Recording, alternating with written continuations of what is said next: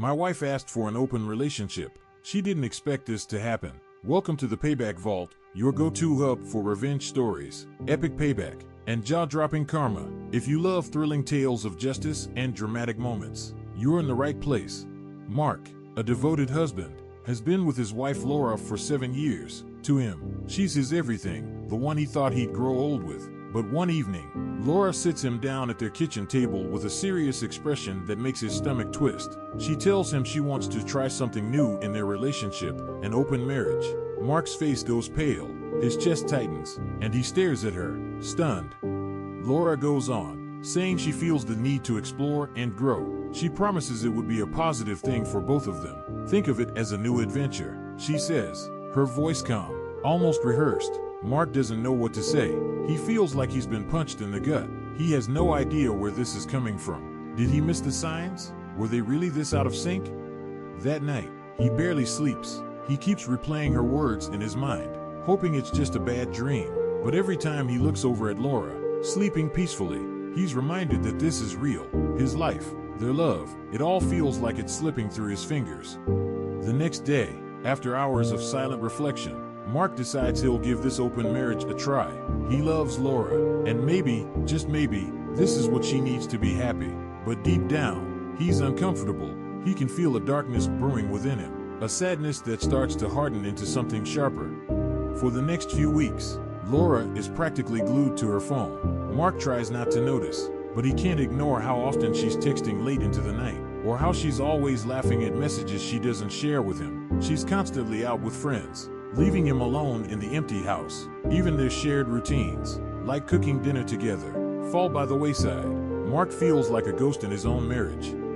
One evening, as he's getting ready to go out, a mutual friend pulls him aside and hesitates, looking uncomfortable. Mark, I hate to tell you this, but Laura's been seeing someone else. It's been going on for months.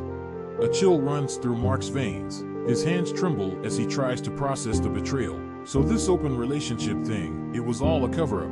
She wanted to make her affair acceptable. His vision blurs, anger rising in his chest like a storm. How could she do this? His mind races with memories, each one now tainted by lies.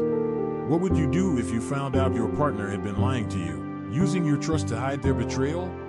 For Mark, the answer is clear. He won't let Laura walk all over him. In that moment, his heart hardens, and he makes a vow to himself. She's going to pay for this betrayal. But Mark's no hothead. He knows revenge is best served cold. For the next few days, he watches her carefully, studying her behavior, picking up on every lie and half-truth. Laura doesn't suspect a thing. She seems thrilled by her newfound freedom, blissfully unaware that Mark is plotting the ultimate payback. Then, Laura announces that she's planning a big party for his birthday. She goes all out, inviting friends, family, even co-workers. She calls it a celebration of love to honor Mark. The irony isn't lost on him. She wants to make a grand gesture to mask her deceit. The night of the party arrives, and the house is filled with laughter and music. Friends and family gather in every corner, all smiles, toasting to what they think is a happy couple. Mark feels a strange calmness settle over him. He's about to drop a bombshell that will leave everyone speechless. But first, he lets Laura bask in the glow of her own arrogance. As everyone gathers around the cake, Laura, smiling brightly, calls everyone's attention. Before we cut the cake, I'd like to say a few words. She begins, looking lovingly at Mark. She starts talking about their years together, painting a picture of a perfect marriage. But every word grates on Mark, his resolve hardening. Finally, it's Mark's turn. He clears his throat, tapping his glass to quiet the room. Thank you all for being here tonight. It really means a lot to me. He pauses, glancing around the room before landing his gaze on Laura, whose smile has started to fade. I wanted to share something special with you all tonight, he says, his voice steady, a hint of coldness seeping through. It's about the value of honesty and trust in a relationship. He pauses, letting his words hang in the air. Laura's eyes widen, a nervous smile flickering across her face. Mark continues, a few months ago, Laura came to me with a request. She wanted an open marriage. She said it was about exploring new horizons. And I, being the ever-supportive husband, agreed, even though it broke my heart. He watches as guests exchange confused glances, and a murmur spreads through the crowd.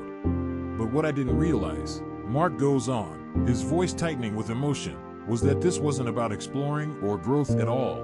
Laura had already been seeing someone else. She wanted this arrangement to legitimize her affair. Laura's face turns white. She stammers, "Mark, please." But Mark raises his hand, cutting her off. "I'm not finished," he says, his voice cold and unyielding. "I gave you everything, Laura. I tried to understand, to be supportive, but you betrayed me. You made me look like a fool." The room falls into a stunned silence. All eyes are on Laura, who looks like she's about to collapse. But Mark isn't done. He reaches into his pocket and pulls out his wedding ring, holding it up for everyone to see. This ring represented the love, loyalty, and trust one thought we shared.